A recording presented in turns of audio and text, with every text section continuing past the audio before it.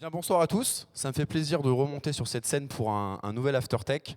Euh, Comme l'a dit Olivier, c'est un sujet qui est assez passionnant. En tout cas, enfin chacun ses passions, mais moi ça m'a pris un petit peu de temps, mais j'étais vraiment content de pouvoir travailler ce sujet.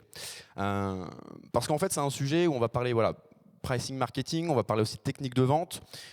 C'est deux choses qui sont différentes, mais vous allez voir qu'elles sont très très liées. C'est-à-dire que pour moi, on ne peut pas être un très bon vendeur si on ne connaît pas comment fonctionne derrière la psychologie et comment fonctionne l'influence du prix. Et à la fois, on peut être très bon dans le marketing, mais si on ne sait pas comment exprimer après ce qu'on a voulu établir, bah, ça ne marche pas. Autre chose qui est super importante, c'est que vous soyez vendeur, entrepreneur ou pas, bah, en fait, les techniques de manipulation de prix et d'influence, elles sont présentes dans notre quotidien et même en tant que consommateur.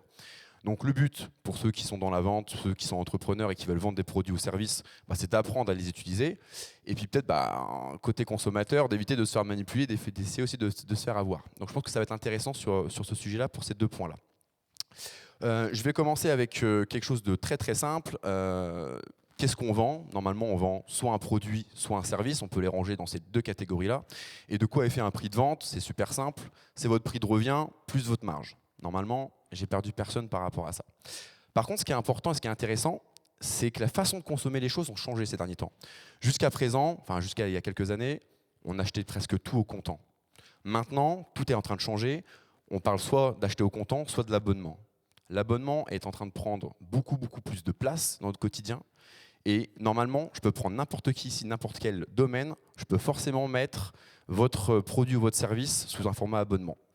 Ça paraît peut-être fou, mais il y a 20 ans, louer de la musique, c'était impensable. On achetait nos CD, on achetait nos disques, on achetait nos films, on achetait nos cassettes. Je remonte peut-être un petit peu trop loin pour certains, mais j'ai connu cette partie-là. Aujourd'hui, c'est évident, on a Spotify, on a Deezer pour notre musique, on ne l'achète pas, on la consomme de manière sous un format d'abonnement mensuel. On a Netflix, on a Amazon Prime, etc. Ça, c'est les services les plus courants, mais il y a, comment dire, une dépossession des choses. Alors l'avantage, c'est que vous avez accès à un catalogue beaucoup plus riche qu'avant. Avant, il fallait acheter, je sais pas, pour 1000 euros de DVD si jamais vous voulez avoir une grande collection. Aujourd'hui, grosso modo, pour 10 balles par mois sur Netflix, vous avez votre abonnement et vous avez accès à une large librairie. Le seul problème, c'est que si demain vous coupez l'abonnement, vous n'avez plus rien. Alors qu'avant, on avait encore les CD et les DVD qui étaient dans notre armoire. Ça, c'est les domaines les plus courants. Mais vous regarderez autour de vous, tout est en train de se dématérialiser comme ça. Je prends par exemple même l'informatique. Avant, vous achetez votre pack office. Je ne sais plus combien ça coûtait, peut-être 2 ou 3 000 euros la licence globale. Maintenant, vous le payez au mensuel. Avant, vous achetez votre licence Adobe. Maintenant, c'est pareil, vous avez de l'abonnement. Pourquoi ces boîtes-là ont fait ça? Parce que le MRR, ce qu'on appelle le MRR, c'est le fait d'avoir des revenus réguliers mensuels, est beaucoup plus stable et on peut beaucoup plus facilement se projeter dans le temps. Avant, sinon, votre chiffre d'affaires, il faisait en grosso modo, dès que vous faisiez une action marketing, vous avez beaucoup d'actions, de rentabilité, vous avez beaucoup de ventes. Et puis bah, après, comment on fait pour se projeter sur l'année d'après, c'est toujours compliqué. Maintenant, le but, c'est un petit peu de vous emprisonner sur ces tarifs-là et d'avoir un MRR qui est constant. Et le fait de faire ça permet d'avoir des revenus mensuels qui sont récurrents. Il y a un domaine qui est en train de se faire attaquer aussi par l'abonnement, qui était un petit peu plus compliqué que les autres, c'est la nourriture. La nourriture, on a pour habitude d'acheter son plat au restaurant, ce que vous voulez, puis de le payer à la fin. Delarté tente l'abonnement depuis quelques temps.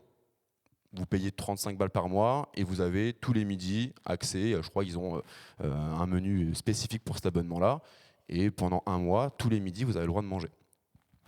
Et normalement, on a quand on lance notre boîte, on a pour objectif de vendre des produits ou services, mais je pense qu'il y a certaines boîtes, et c'est déjà le cas, qui innovent non pas sur le produit ou le service en lui-même, mais juste sur la manière de le consommer.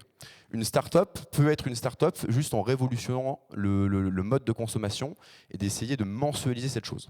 Donc ça, c'est important de le préciser. Ça se trouve, vous, votre produit, votre innovation chez vous, ça ne va pas forcément être le produit ou le service, ça va peut-être être la manière dont les gens vont le consommer. Je vends quoi? Alors ça va être tout le sujet d'aujourd'hui. Pourquoi j'ai insisté aussi auprès de l'équipe, c'était de pouvoir appeler cette conférence «Vendez-moi ce stylo».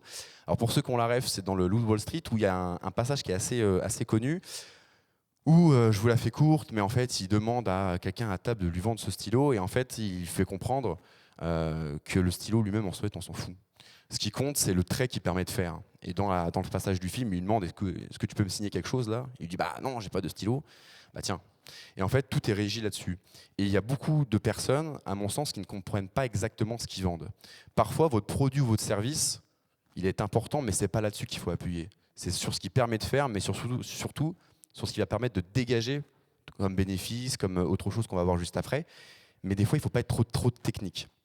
Je les ai essayés de les catégoriser dans 5 points importants. Pour moi, quand vous vendez quelque chose, ça peut rentrer dans plusieurs critères. Le premier, c'est tout ce qui va être confort, expertise. Je prends un exemple, vous achetez du mobilier, un beau canapé, c'est quelque chose qui va être confortable, vous allez accentuer là-dessus. L'expertise, c'est des connaissances que vous n'avez pas. Okay, donc là, il va falloir mettre l'accent sur si jamais tu ne fais pas appel à moi, ce que tu veux faire, tu ne sauras pas le faire. Tu as besoin de mes connaissances. Deuxième point, c'est le temps.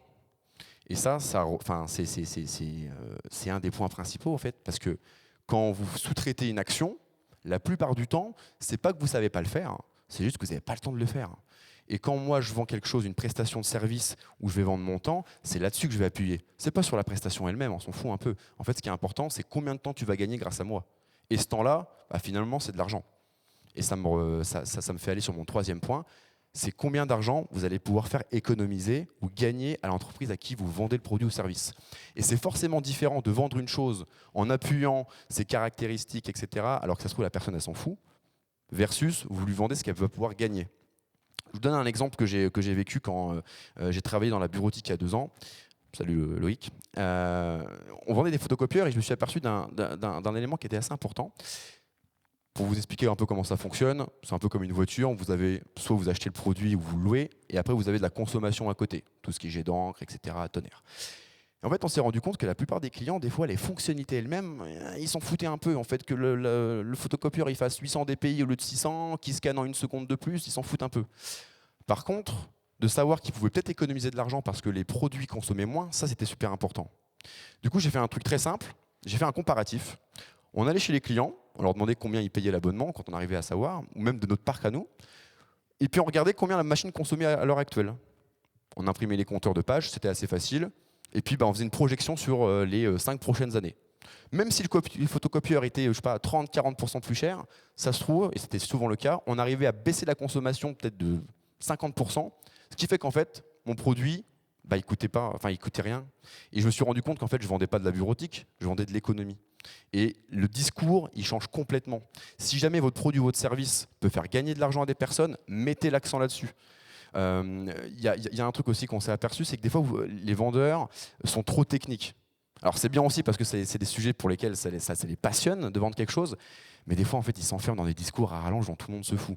Je vous prends un exemple qu'on a discuté avec Olivier. Je ne sais pas si vous avez déjà vu des pubs par exemple pour Decathlon, pour des VTT. On voit tous la photo de famille avec le père qui est sur le vélo, les 2 enfants, la mère qui ferme la marche et puis tout le monde s'éclate dans la forêt, etc. Vous allez voir le vendeur de Decathlon, ça va être un passionné de vélo, il va vous vendre le truc avec le dérailleur qu'il faut, le 14-19, le plateau, le Shimano qui va vite électrique. Vous vous en foutez, ce que vous voulez, c'était un bon moment. Donc analysez bien évidemment votre client qui est en face, c'est super important. Et essayez de mettre l'accent sur ce qui va être important pour lui. À vous de calculer combien vous pouvez faire gagner à votre entreprise, enfin l'entreprise qui va être cliente de votre produit. 4e point, le statut social / le filtre. S'il y a certains produits, notamment dans le luxe, où en fait on veut acheter un statut social, et ça a un vrai coût. Il ne faut surtout pas que ce produit-là soit bas de gamme, en tout cas qu'il soit pas cher, ça ne fonctionnera pas.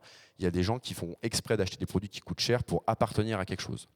J'ai mis aussi le / filtre, parce que par exemple, si vous êtes dans un grand restaurant avec des prix qui sont super chers, vos clients n'ont pas envie de se retrouver avec monsieur et madame tout le monde. Des fois, vous vendez un filtre.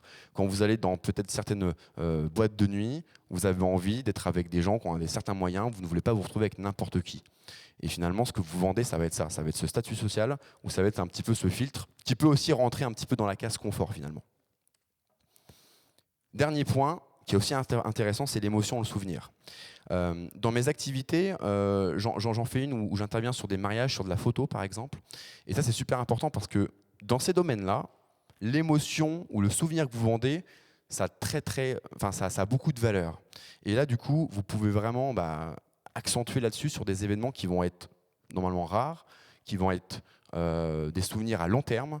Et ce que vous allez vendre, c'est très très unique. Et ça, il ne faut pas le négliger. Et à vous aussi de faire rentrer dans chacune de ces catégories. Normalement, dans n'importe quel produit que vous vendez, vous pouvez minimum la faire rentrer dans une de ces catégories. Essayez d'analyser ça et le retranscrire dans votre message de vente et vous verrez que normalement, vous n'aurez pas les mêmes rendus. Il y a une phrase qui est très très connue de Search, qui est un gros groupe de vente américaine, qui du coup traduit ça en disant « Ne me vendez pas des produits, ne me vendez pas des habits, vendez-moi une apparence élégante. Ne me vendez pas des chaussures, vendez-moi le plaisir de marcher, etc. » En gros, ne me vendez pas des choses, vendez-moi des idées, des sensations, du respect, du bonheur. S'il vous plaît, ne me vendez pas des choses. Et c'est là la différence entre vendre le produit lui-même et vendre ce qui va permettre de faire. Je vais vous parler de l'impact sur le prix. Alors l'impact sur le prix, ça a toujours été, de manière générale, calé sur l'offre et la demande. Plus j'ai de demandes, moins j'ai d'offres, plus le prix augmente. Inversement, si j'ai trop d'offres et pas assez de demandes, du coup le prix va baisser. On va parler d'une bouteille d'eau. Ça va être l'exemple le plus simple que j'ai voulu choisir ce soir. On va la faire évoluer un petit peu dans un environnement différent. Si jamais je suis dans un environnement stable, demande équilibrée avec l'offre, vous êtes dans un A3, j'ai besoin d'une bouteille d'eau, il y a les supermarchés un petit peu partout, le prix est stable, il y a un équilibre entre l'offre et la demande. La ressource est presque illimitée, en tout cas ce n'est pas vous personnellement qui allez faire couler les stocks des supermarchés ici, il n'y a pas d'urgence, il n'y a pas de rareté, etc. Le prix est stable. Maintenant on fait évoluer un petit peu l'environnement, enfin on va faire évoluer la rareté. Vous êtes au milieu du désert. Là j'ai un déséquilibre entre l'offre et la demande, forcément il y a beaucoup moins de vendeurs d'eau, il n'y a pas de supermarché, l'eau est moins accessible, le prix augmente. Vous pouvez faire jouer ça sur la rareté. Le domaine de l'horlogerie est très connu pour ça. Rolex joue beaucoup sur cet aspect de rareté. Audemars Piguet, pareil. Alors, ils en jouent parce qu'ils prétendent avoir des limites de productivité. Ce qui est vrai, en fait, à partir du moment où vous avez une surdemande et que vous n'osez pas acheter un autre bâtiment ou employer du monde, forcément, vous allez plafonner à un moment donné. Mais globalement, ils font ça exprès pour limiter le nombre de produits sur le marché et contrôler la rareté. Tellement que Rolex a même racheté Bucherer, qui était un des revendeurs d'occasion les plus gros. Le diamant, c'est pareil. Le diamant, tout le monde pense que c'est une valeur qui est très chère, c'est faux. En fait, c'est contrôlé par deux grandes familles dans le monde qui s'entretiennent pour pouvoir avoir les mêmes offres, à peu près les mêmes prix. En fait, ils contrôlent le marché comme ça. Il y a beaucoup de choses où on pense que c'est rare, en fait, le marché est juste contrôlé. Ça, c'est le sentiment de rareté. Comment faire pour que votre produit ou votre service soit rare et que vous puissiez le limiter? Quand vous vendez votre temps, c'est assez facile. En fait, ça peut être des techniques de vente. Vous pouvez très bien dire, bah, écoutez, moi, j'ai que 7 jours par semaine, voire 5. Je ne peux pas me déplacer plus haut. J'ai beaucoup de demandes. J'ai du coup un déséquilibre entre l'offre et la demande. Je fais monter mes prix. C'est pour ça que quand vous voulez une personne qui est très connue, qui est très demandée, forcément, son prix pour une prestation va être plus cher. La concurrence. Concurrence, c'est pareil, quand on a du monopole, comme je disais pour le diamant, ça va faire augmenter. Si jamais vous n'avez pas beaucoup de personnes qui vendent de l'eau dans le désert, vous n'avez qu'une seule personne qui a un monopole, elle contrôle le marché, elle peut mettre n'importe quel prix, bah vous n'avez pas le choix en fait. Pareil, si jamais vous allez dans une boîte de nuit, il y a un seul bar qui est dans la boîte de nuit. Vous n'avez pas le choix, vous devez consommer. Et c'est pour ça qu'on peut vous vendre des prix ou des verres qui vont être par rapport à un prix d'achat, je sais pas, 20, 30 fois supérieur. Vous n'avez pas le choix. Il n'y a qu'une seule personne qui vend, vous êtes obligé d'acheter. Je fais encore évoluer ma bouteille d'eau, sentiment d'urgence. Vous avez soif. Là, c'est pas pareil. Uber vous fait payer la course plus cher si vous n'avez pas de batterie sur votre téléphone, contrairement à si vous avez 100% de batterie. Vous pouvez le vérifier, c'est vrai. Parce que si vous n'avez pas de batterie, vous ne pouvez pas rentrer, vous êtes dans la merde. Vous êtes obligé de payer. Ça, c'est un sentiment d'urgence. Et si jamais vous ne pouvez pas rentrer chez vous, c'est assez grave. Vous avez perdu votre clé de maison, il faut appeler un serrurier, bah, paye. Si tu ne payes pas, tu ne rentres pas chez toi. Qu'est-ce que tu fais? Tu es obligé de payer. Les compagnies aériennes l'ont bien compris, ce qu'ils appellent le yield management. Si jamais vous prenez un billet d'avion, des fois au dernier moment, si c'est professionnel ou si c'est du loisir, ils arrivent à savoir la différence. Ils ne vont pas vous faire payer le même prix. Beaucoup d'entreprises jouent aussi sur la disponibilité des produits. Je pense que vous l'avez tous vu sur un site web. Attention, plus que 2 en stock, etc. Je vous assure que c'est faux. Ou en tout cas, c'est très très rare que ça soit vrai. On va aussi vous faire du chantage sur les promos de date de fin, un peu comme les soldes. Moi, je connais des sites web où le produit, normalement, il est à 40 €. Ils l'ont affiché à 20 € jusqu'à la fin du mois. Vous pouvez revenir 2 ans après, ça sera toujours la même promo. Ils vont vous faire croire que la promo finisse. On essaie de créer un sentiment d'urgence. Quand vous réservez sur un site de voyage, vous voyez la petite barre qui vous dit X personne est en train de réserver en même temps que vous? C'est faux. C'est très très rare aussi que ce soit vrai. Il y a des choses aussi qui vont être indiquées par rapport à la date. Je suis un exemple très très concret de ça. Pour Noël, je m'y prends toujours au dernier moment. Et donc du coup, quand vous n'avez pas le choix, quand vous êtes le 23 et qu'il faut avoir un cadeau pour le lendemain et que vous les commandez sur Internet, n'importe quel prix va être affiché, vous n'avez pas le choix, vous allez payer. Sinon, vous allez avoir l'air bête. Et bien pareil, là des fois il y a des prix qui augmentent par rapport à ça. Je vous donne un autre exemple dans mon domaine événementiel. Je fais un mariage cette année. On n'a pas eu beaucoup de beau temps cette année sur les samedis, il n'y a plus beaucoup. Et il y a des mariés qui étaient trop optimistes peut-être et qui pensaient qu'il n'allait pas pleuvoir. Et le vendredi, ils se sont rendus compte que si, demain il pleut, donc faut acheter des tonnelles, faut acheter des barnums pour se protéger. Et je parle avec une mariée qui me dit écoute, j'en ai trouvé d'occasion sur le bon coin à 500 €. Et elle me dit mais en fait, il aurait pu me les vendre 1000 €, je les aurais pris quoi. J'ai pas le choix. Demain il pleut, sinon ça fout en l'air toute ma prestation. Et des fois, il faut aussi réfléchir à ça quand vous allez vendre quelque chose. Vous n'osez pas des fois donner un prix, mais vous ne vous rendez pas compte de si jamais vous n'êtes pas dans la frise, ça fait capoter tout le reste. Et du coup, il y a des gens qui sont prêts à payer très cher pour votre prestation parce qu'en fait, vous êtes essentiel. Essayez de déterminer en quoi vous pouvez créer un critère d'urgence dans votre produit, dans votre service. Ça vient bien évidemment impacter le prix. Autre chose, la fréquence. C'est un petit peu différent que la rareté. Je prends encore le cas du mariage. C'est des événements qui sont par défaut, c'est de moins en moins vrai, remarque, mais uniques. En tout cas, il y a d'autres événements qui le sont aussi. Quand vous fêtez, votre premier million de chiffre d'affaires, vous faites un gros événement, une grosse soirée, vous vous mariez, un anniversaire, c'est des événements qui sont uniques. Les gens sont prêts à payer plus cher pour ça, parce que ça ne le fait qu'une fois. Il n'y a pas beaucoup de fréquence. Là, je prends mon exemple dans le désert. Si le vendeur d'eau, en plus d'être rare dans le désert, il passe qu'une fois par semaine, quand il va venir, c'est sûr que je vais l'acheter parce que je ne sais pas à quel moment il va pouvoir revenir. Je ne suis pas sûr que l'occasion va pouvoir se présenter une deuxième fois. Et enfin, j'en ai encore deux, la qualité. La qualité n'est pas forcément liée à la rareté. On pense que ça l'est, mais ce n'est pas forcément vrai. Ça peut être la durée de vie du produit. Ça, c'est super important de l'expliquer quand vous vendez quelque chose. D'ailleurs, il y a une phrase qui est assez connue qui dit qu'un produit qu'on ne paye pas cher, c'est un produit qu'on paye 2 fois. C'est un bon argument. Avec mon produit, moi, ok, il est peut-être plus cher, mais il va peut-être durer 2 ans, alors que celui du concurrent, il va durer 6 mois. Ça peut être le nombre de fonctionnalités, ce qui va permettre de faire. La qualité, ça peut être aussi le fait de réaliser des choses plus vite. Et ça, je vais m'arrêter là-dessus sur un point, parce que je pense que c'est assez important. On a un problème, et surtout en France, je vais expliquer pourquoi, c'est qu'on pense que la qualité est forcément corrélée au temps passé sur quelque chose. Moi, je pense que des fois, c'est même l'inverse. Je pense qu'au contraire, si jamais vous vendez quelque chose et que vous avez acquis une expérience pendant un bon moment derrière, c'est justement parce que vous allez savoir le faire vite qu'on doit vous payer plus cher. Je vous prends un exemple d'une blague. C'est une personne qui a un problème avec sa voiture, qui va au garage, et il a un problème avec le moteur. Le garagiste ouvre le capot, il voit le problème, il prend un marteau, tape sur le moteur, la voiture redémarre. Il reçoit la facture, il dit c'est 1000 €. La personne dit attendez, 1000 € pour un coup de marteau, ça fait cher quand même. Il dit non, t'as pas compris. Le coup de marteau, c'était 1 €. Savoir où le mettre, c'était 999. Ça lui a pas pris beaucoup de temps, mais par contre, pour savoir le faire, là, il y a des années d'expérience. C'est ça qu'il faut mettre en avant. Et en France, on a un problème pour ça, parce que je vous prends un exemple, par exemple, des horaires de bureau.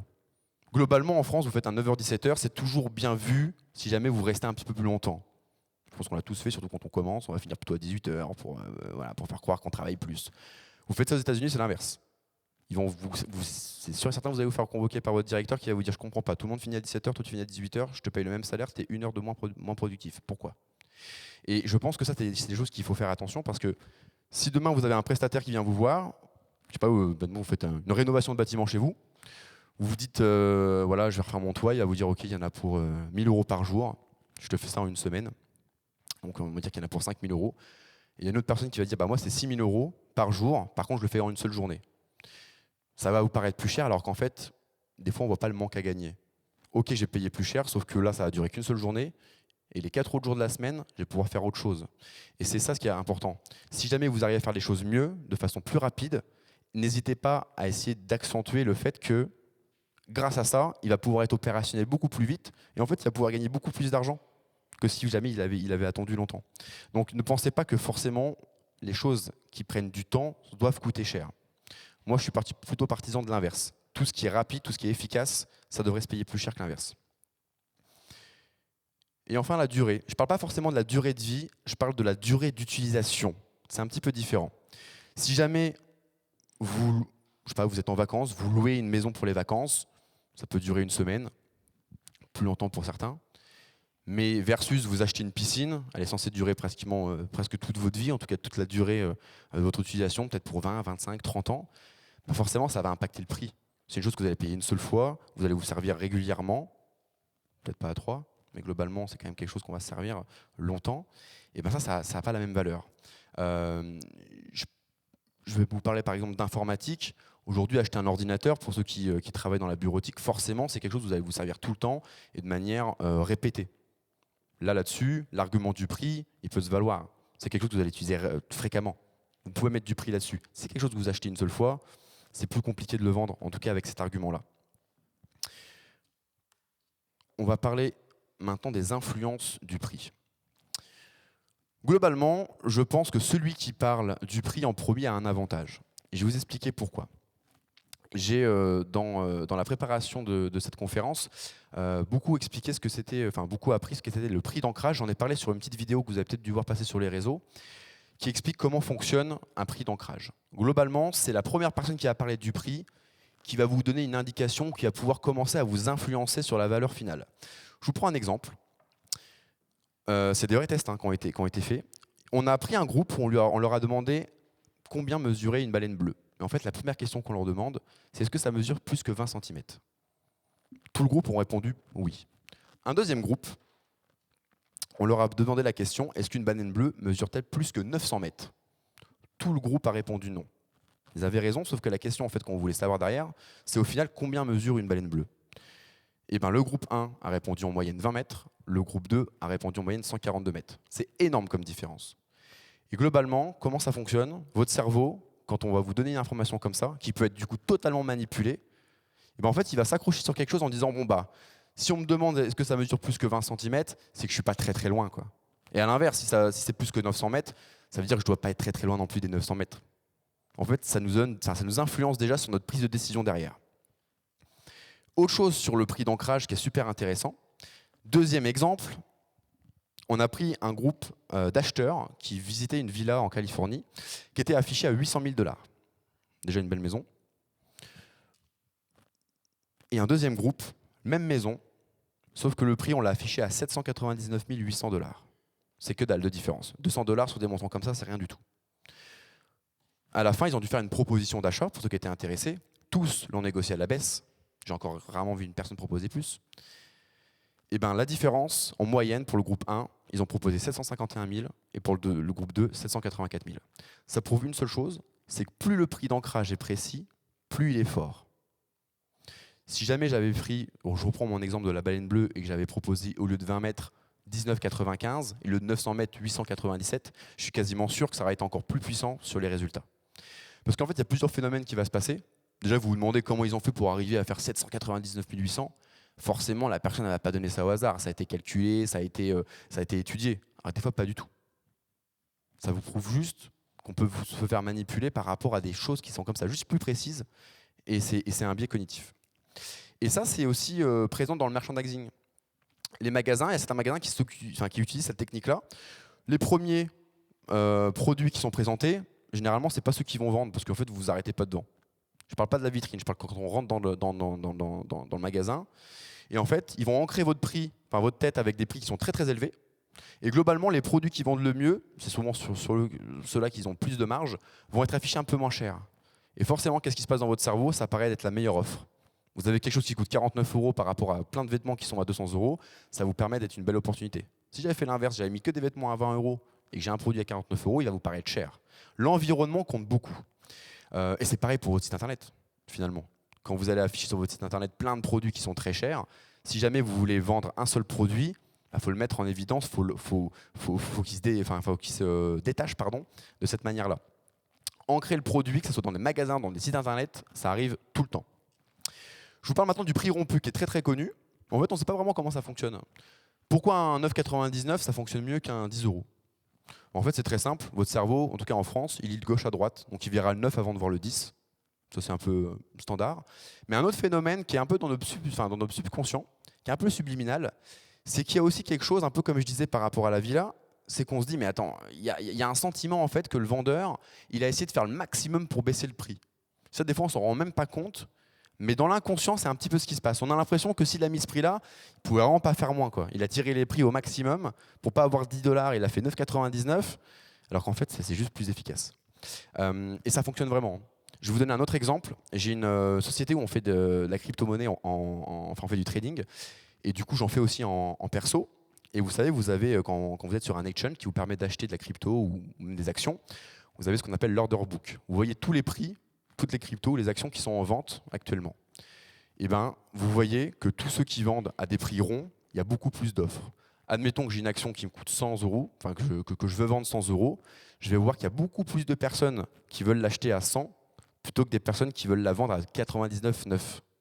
Sauf que si je veux la vendre à 100 et qu'il y a beaucoup plus d'offres que de demandes, j'ai pas forcément la certitude que je vais pouvoir réussir à la vendre à 100. Ça se trouve, c'est d'autres personnes qui vont la vendre avant moi, qui ont déjà placé l'ordre. Alors que si je me dis, OK, je m'assois sur 1 centime, je la mets à 9,99, et ben c'est évident que ça va être, on appelle ça, que l'ordre soit file beaucoup plus rapidement. Et en fait, on le voit sur l'order book que j'ai vu, quand j'achetais de la crypto, que celui qui était à 60 000 $, il y avait beaucoup plus de monde qui voulait l'acheter ou le vendre, ça dépend la tendance, que ceux qui vont se mettre un tout petit peu au-dessus ou un tout petit peu moins. Par facilité, peut-être, les gens vont taper un chiffre rond, c'est possible. Autre chose aussi qui peut être importante, si jamais vous voulez vendre un produit, n'oubliez pas que sur Internet, en tout cas, il y a des filtres. C'est possible que des personnes ils se disent, bon, bah, moi j'ai 1 000 € de budget, du coup je vais afficher tout ce qui est à 1 000 € maximum. Si jamais votre prix de vente il est à 1001, ah, c'est con. En fait, vous n'allez pas être dans le filtre. Pensez à ça aussi. C'est beaucoup présent. Ça, c'est les stats qui ont été étudiées sur le prix rompu. Un produit qui était à 1 $ a quasiment 2 fois moins de conversion que si on le met à 0,99. Ils l'ont testé sur plusieurs produits. Ça prouve que quand on fait une étude de volume en masse, il y a vraiment une différence de conversion qui peut être jusqu'à presque 2 fois supérieure en mettant un produit à 1 centime de moins. 1 centime de moins, c'est que dalle. Si c'est votre marge, il faut travailler sur autre chose. Okay. Autre chose super importante, le paradoxe du choix. Ça, c'est une théorie qui a été faite par Barry Schwartz, qui est psychologue américain, qui explique qu'en fait, trop de choix, ça tue le choix. Et on a beaucoup d'entreprises qu'on connaît, et ça peut être vous aussi, des fois on a trop de choses à vendre, et en fait, ça perd les gens. Le paradoxe du choix, c'est un sentiment, en fait, ça va réduire le sentiment de satisfaction d'achat. Pareil, ils ont fait une étude, ils ont pris une épicerie, un petit shop, et ils ont mis 24 pots de confiture. Et puis, ils ont fait la comparaison avec un autre shop, pardon, c'était le même shop, sauf qu'ils en ont enlevé beaucoup, ils en ont mis que 6. Quand ils ont analysé les pourcentages de vente de ce shop-là, le shop qui avait 24 confitures différentes a réalisé 3% taux de conversion sur ses ventes, alors que celui qui en avait 6 en avait 30%. Donc il y a plusieurs choses à ça. Déjà, vous avez moins de références. Donc en fait, même si vous avez vendu plus, en plus de ça, vous avez plus de marge. Vous avez moins de gestion de stock, vous avez moins de problèmes de référence, etc. Ça change tout. Si jamais vous avez trop de références en stock, les gens, ça les perd. Il y a vraiment un sentiment qui fait qu'on se demande si on a bien fait le bon choix d'acheter ce produit-là. Il y a aussi l'exemple avec les marchands de glace. Par exemple, quand il y a 50 produits, déjà c'est chiant parce que les clients perdent trop de temps à pouvoir choisir. Donc vous, finalement, ça se trouve, vous allez perdre du monde parce que ça fait une file d'attente, etc. En tout cas, dans ce genre d'activité. Et puis en plus de ça, vous allez toujours vous demander si finalement la glace d'à côté n'était pas meilleure. Et c'est vrai, ça influence sur le cerveau. Vous avez un sentiment de satisfaction d'achat qui est diminué. Donc, conclusion, n'ayez pas trop de choix sur vos produits. Globalement, ça c'est ce qu'on retrouve sur beaucoup de prestations, notamment sur tout ce qui est SaaS. Ça, c'est tout ce qui est abonnement en ligne, enfin tout ce qui est service. Et globalement, vous allez voir que vous allez vous retrouver, que ce soit du Netflix, du Deezer, des abonnements sur des sites internet, etc. On retrouve à peu près toujours cette façon de présenter les choses. Il y a pas mal de choses qui sont intéressantes sur cette façon-là.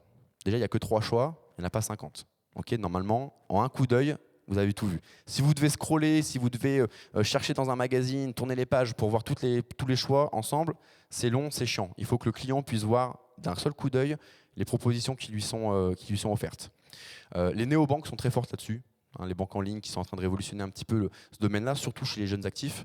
Ils ont très bien compris, ils ne font pas 50 offres, il y en a 2 ou 3, ils sont accessibles très rapidement. Et il y a une chose qui est super intéressante aussi sur cet exemple-là, c'est le nom. Vous avez vu, start-up, business, entreprise. C'est pareil, il n'y a aucun nom qui est dégradant. N'appelez pas une offre basique, appelez-la essentielle, c'est un petit peu différent. Ça, c'est du branding, ça marche aussi beaucoup. Il n'y a aucun nom qui est dégradant. Et il n'y a aussi aucune croix rouge qui vous fait genre en mode cette offre-là, elle n'est pas très importante. Elles sont toutes mises en valeur. Au pire, il y a des fonctionnalités en plus. Et puis au mieux, il y a des choses qui sont améliorées. Ça, c'est vraiment le modèle qu'on retrouve partout. Et encore une fois, c'est de l'abonnement. Et bien évidemment, on met l'offre que vous voulez vendre le plus, normalement celle qui vous rapporte le plus, qui a le plus de marge, toujours au milieu, parce que c'est celle qu'on va voir en premier. Autre chose qui est super intéressante sur le pricing marketing, c'est comment vendre plus sans changer mon prix de vente. Alors vous allez me dire comment je fais pour faire cette sorcellerie. Eh ben, je vais vous montrer un exemple qu'on connaît tous, qui est très simple, des fois on ne s'en rend même pas compte. Si jamais je vous propose une paire de chaussures à 99 $, eh ben, vous allez voir que si jamais je fais croire qu'elle était à 149 avant, tout le monde va se jeter dessus. Ça fonctionne vraiment comme ça pendant les soldes. Il y a eu quelques vidéos qui sont sorties ces derniers temps où ça fait un petit peu des scandales sur les applications genre TikTok, etc. parce qu'il y a des gens qui achetaient des produits et qui venaient gratter l'étiquette un petit peu en dessous pour voir à combien il était avant. Des fois, en fait, le prix qui était avant il était même moins cher. Il y a eu des vrais trucs comme ça. Mais le fait de faire croire qu'il y a une promotion, ça influence les gens en disant c'est une bonne affaire. Encore une fois, je crée un sentiment d'urgence. Pareil sur les livraisons, comme je disais tout à l'heure, faire croire en sorte que la livraison elle est offerte jusqu'à la fin du mois. Des fois, c'est faux, elle est offerte tout le temps. C'est rare qu'il n'ait pas pris en compte. Donc ça, c'est des techniques qui sont beaucoup utilisées sur Internet. Quand ils vous mettent un tarif qui a été rayé, vous pouvez regarder si généralement cette promotion-là, elle dure longtemps. Ou alors ils vont la renouveler sur autre chose, ils vont la déplacer. Mais globalement, la marge qui était calculée dès le début, l'objectif, c'était de le vendre à 99. C'est un petit peu différent quand on fait du déstockage, quand on veut brader les prix.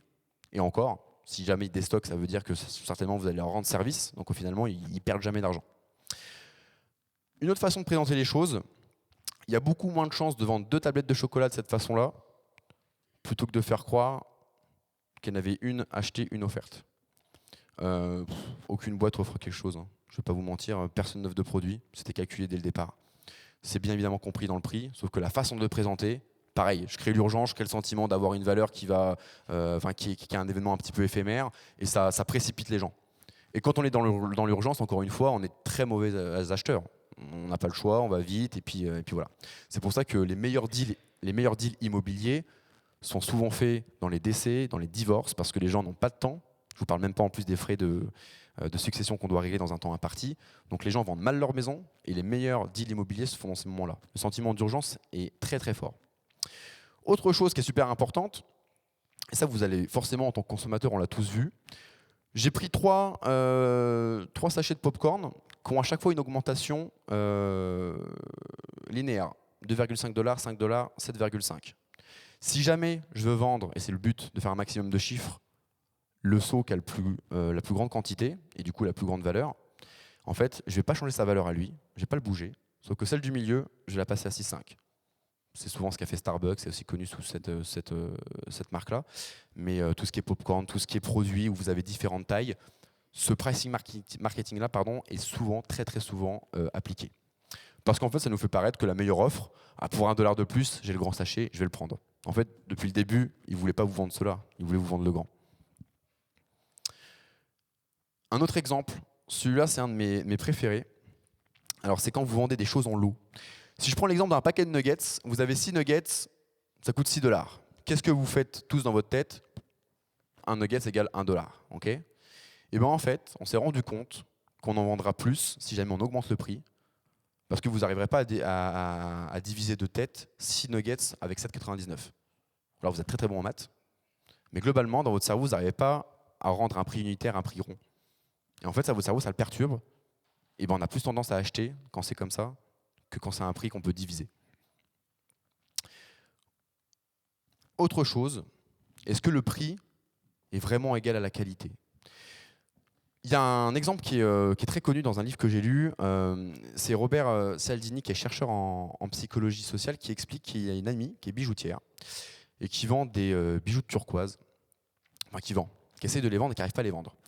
Et elle laisse, c'est une vraie histoire, hein, elle laisse un mot à sa vendeuse, parce qu'elle part en tournée en disant écoute, tout ça, il faut me le brader à 50%. Quoi. Je ne sais pas comment elle s'est débrouillée pour pouvoir mettre le mot, mais la vendeuse a mal compris. Quand elle est revenue, tout était vendu, mais au double du prix. La vendeuse avait confondu divisé par 2 avec x2, et le fait d'avoir augmenté les prix, en fait, ça a crédibilisé les produits, et tout est parti. Et il y a beaucoup d'acheteurs qu'ils achètent des choses qui ne connaissent pas vraiment la valeur et qui vont juste se référencer au prix. Je vous prends un exemple très très commun, alors sauf pour les pros, mais globalement, c'est souvent le cas pour le vin. Généralement, vous êtes dans un rayon de vin, si vous n'y connaissez pas trop, en fait, vous allez regarder le prix, puis vous allez juger, si vous êtes invité à un repas, c'est un peu bête ce que je vais dire, mais c'est le cas où vous allez convertir l'amitié que vous avez avec la personne en euros. Lui, je l'aime à 15 $ la bouteille, enfin 15 € la bouteille, ou est-ce que je l'aime à 30 € la bouteille? Parce qu'en fait, la plupart des gens, ils ne connaissent rien. Et ça ne veut vraiment pas dire qu'un vin à 20 € est forcément meilleur qu'un vin à 15. Il y a sûrement d'autres choses qui rentrent en compte, bien évidemment, mais ne pensez pas que le prix égale forcément la qualité. Et cet exemple-là, il est très très parlant parce que du coup, ça peut faire penser que ce soit des objets qui sont de meilleure qualité ou qui ont une histoire derrière qui n'était pas forcément le cas. Et le fait d'avoir augmenté le prix, ça a crédibilisé les personnes. Et toutes les startups que j'ai rencontrées et les étudiants entrepreneurs que j'ai le plaisir d'accompagner, ils ont toujours un petit peu ce sentiment-là quand ils se lancent. C'est le premier argument, c'est moi, ma valeur ajoutée, c'est que je suis moins cher. En fait, tu n'as pas compris. Si c'était moins cher, ça se trouve, tu seras moins crédible en fait. Je pense que quand on lance une offre, à moins de vouloir pénétrer un marché et d'être très très agressif, la plupart du temps, ne me vendez jamais moins cher que la concurrence. Pour moi, moins cher égale moins bien. Ça ne veut pas dire que vous devez faire x2 non plus sur les prix, mais à mon sens, on devrait vendre les produits minimum au prix du marché. En plus, quand je parlais du vin, mais ça fait le bon pont, c'est que si jamais vous faites un cadeau, ça c'est pareil. Généralement, on n'a pas envie d'acheter un cadeau qui ne coûte pas très cher. Et ça se trouve, vous, ce que vous vendez, en produits ou services, ça peut être des choses qui vont être offertes. Ne confondez jamais vos acheteurs et vos utilisateurs. Ce n'est pas forcément la même personne. Si vous vendez, je ne sais pas, des produits pour enfants, j'ai rarement vu des enfants se balader avec des cartes bleues dans un magasin. Ça va être les parents qui vont acheter. L'utilisateur, ça va être l'enfant. Si vous vendez des choses qui peuvent s'être faites offertes, et si vous avez un prix trop minime, ça se trouve votre cadeau, le cadeau, il va pas être crédible, il va pas être sympa, quoi. Et ça marche beaucoup. Moi, quand je fais des cadeaux, c'est pareil, j'ai un budget à peu près pour les personnes que je connais. D'autres, pas du tout. Mais quand j'ai un budget, je vais regarder que les prix, que les objets qui sont dans cette gamme de prix-là. Et ça se trouve, le même objet qui aurait été moins cher, je ne l'aurais pas pris. Et l'inverse, ça se trouve, je me fais avoir. Un produit qui aurait coûté 20 €, si j'ai 100 € de budget, je vais l'acheter parce que ça rentre dans ce prix-là. Autre chose aussi, et on va bientôt finir là-dessus, sur l'inaccessibilité. Ça, c'est un phénomène qui est très très fort dans le luxe. L'inaccessible attire. Ça, c'est dans le cerveau humain, c'est comme ça. Tout ce qui nous est inaccessible nous attire. Une chose que je me suis rendu compte en préparant cet atelier, cette conférence, c'est que regardez un petit peu autour de vous, dans tout ce qui est marque de luxe, tous les mannequins font la gueule. Pourquoi ils font ça? En fait, en faisant ça, ils créent de la distance. Et en créant de la distance, il y a un sentiment une volonté d'appartenance à cette gamme-là qui est beaucoup plus fort. Le fait de rendre les choses inaccessibles, ça va pouvoir créer de la demande, ça va pouvoir forcer un petit peu les choses. Il y a des manipulations qui sont faites comme ça aussi en boutique. Il y a une histoire d'un businessman qui racontait ça sur Internet, avec une boutique de marque d'un sac de luxe où il est rentré, il s'est fait prendre de haut. La personne disait non mais en fait, il a fait comprendre que le sac pour lui était trop cher, ça coûtait 2000 $ je crois. Et en fait non, t'as pas les moyens. Et la personne elle s'est dit mais attends, si je les ai, et puis je vais te montrer, je vais l'acheter.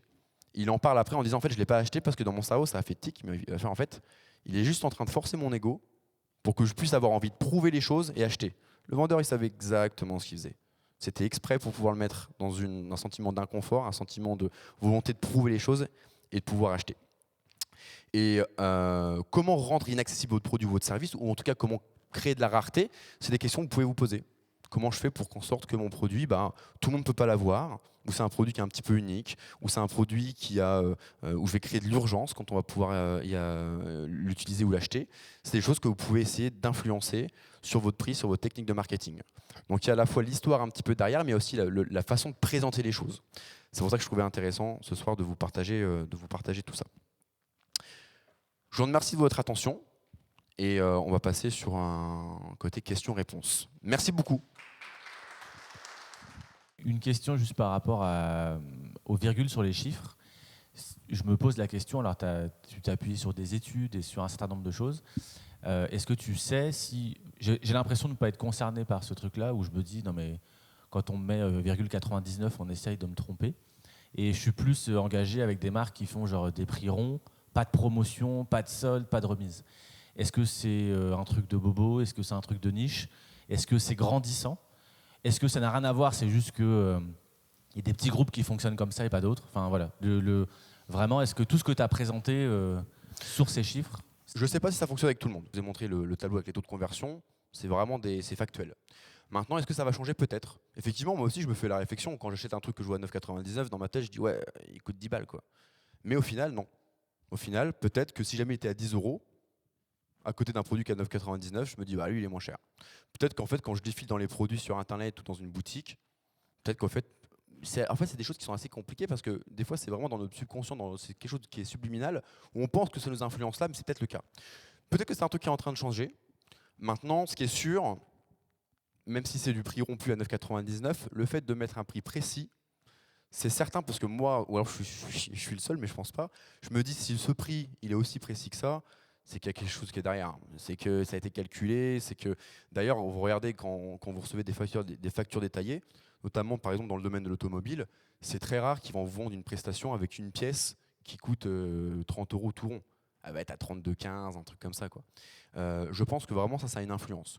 Est-ce que ça va changer? C'est possible. Je pense que la nouvelle génération peut-être sera différente, qu'elle arrondira de manière générale, et puis de toute façon qu'elle a pris en charge dans sa tête que si elle a un budget de 10 euros, qu'il soit 9,99 ou 10, c'est pareil.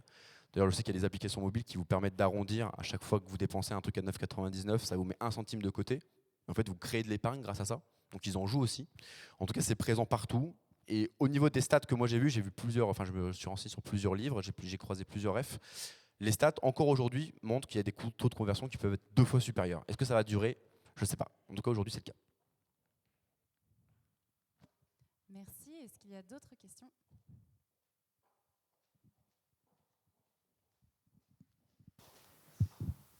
Bonjour, bonsoir. Alors moi je n'ai pas une question mais j'ai une précision parce que comme c'est filmé, il faudrait peut-être apporter la précision à mon avis. À un moment donné, tu as parlé de stratégies techniques pour vendre que font certains commerçants, on va dire pas toujours honnêtes. Il faut bien préciser que c'est des choses qui sont illégales, comme les fausses soldes. Voilà, ça n'a pas été dit, donc je le précise parce que c'est filmé. Comme on a dit les soldes, les promotions aussi qui sont permanentes, ça c'est illégal. En ce moment, je suis dessus parce que je suis en train de faire mes conditions générales de vente, donc on fait attention à tout ça. Les promotions qui sont permanentes comme ça et on n'est jamais au vrai prix affiché, c'est vraiment repris par la répression des fraudes et il faut faire attention avec ces choses-là. Il faut bien préciser que c'est illégal. Et le troisième point, c'était sur les soldes, les promos et le prix. Je ne sais plus pourquoi j'ai mis le prix. Oui, l'entente sur les prix. Pendant des années, on a payé nos SMS, pour ceux qui ont connu ça, à 15 centimes. Et un jour, on s'est rendu compte que les 3 grands des téléphones en France s'étaient mis d'accord. Ils ont été sanctionnés de 800 millions d'euros parce que s'entendre sur les prix, tu en as parlé tout à l'heure avec les diamantaires, enfin ceux qui peuvent s'entendre un petit peu sur les prix dans les marchés très peu en concurrence. C'est vraiment quelque chose de complètement illégal. Donc ne pas faire ça pour se mettre d'accord sur le prix, c'est... C'est encore le cas dans certains domaines. Ouais, je sais que l'immobilier à Dubaï, en tout cas sur les personnes qui rénovent, et je crois que c'est 2 ou 3 grosses boîtes d'Inde qui se sont entendues. En fait, elles font même semblant de se concurrencer entre elles et de s'engueuler. En fait, elles ont partagé le marché derrière et tout est calculé. Après, 800 millions d'amendes. Ils avaient gagné 1,6 milliard avec. J'allais dire, voilà, combien tu as gagné derrière, quoi, au final. Le x2. Voilà. Mais restons dans la légalité, je pense. Mais tu as raison de préciser que vraiment, tout ce que je vous ai montré ne sont pas utilisés à des fins malveillantes. Merci pour ce disclaimer, Ahmed. Alors moi, du coup, c'était par rapport à l'exemple que vous avez donné tout à l'heure sur Robert Cialdini. Du coup, le livre, c'est bien Influence et manipulation. Pour cet exemple-là, ouais. Influence et manipulation, qui je pense est un best-seller dans ce domaine-là. Je recommande à tout le monde de lire au moins une fois. Et ouais, c'est sur celui-ci. Prends-le. En plus, il coûte que dalle sur Amazon, il est très bien. Si vous voulez quelques refs, alors beaucoup de vidéos aussi sur YouTube, parce que maintenant, tout ce qui est psychologie aussi, ils se sont mis sur YouTube. Ne coupez pas la poire en deux. Aussi, c'est un livre que j'ai lu qui était super intéressant. C'est un ancien négociateur du FBI ou du RAID, je ne sais plus, qui explique aussi comment amener les gens un petit peu vers vous. Donc il y a plusieurs sources que j'ai croisées comme ça. Mais je pense qu'Influence et manipulation est un des meilleurs, en tout cas sur les exemples que j'ai donnés ce soir, pour apprendre plein de choses. Il y a plein d'autres trucs qu'on pourrait voir, mais j'aurais pas le temps de tout expliquer ce soir. Mais si jamais vous voulez avoir des refs, ce livre-là est super intéressant. Ouais.